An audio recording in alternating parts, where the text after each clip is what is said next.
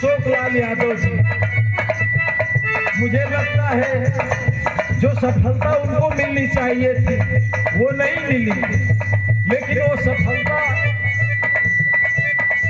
वो क्रेडिट भुला ले लो संजय आजमगढ़ वाले वो गौले रहे कैसे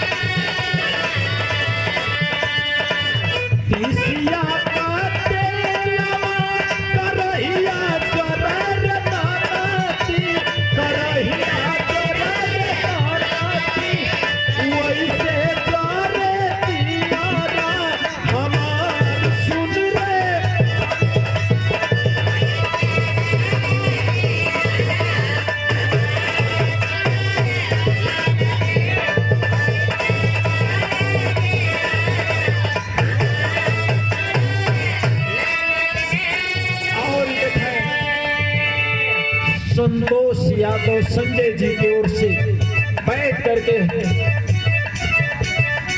कलाकारों का हौसला बढ़ा रहे हैं एक कलाकार होकर के। आजकल के कलाकार को देख करके जलन से भर जाते हैं।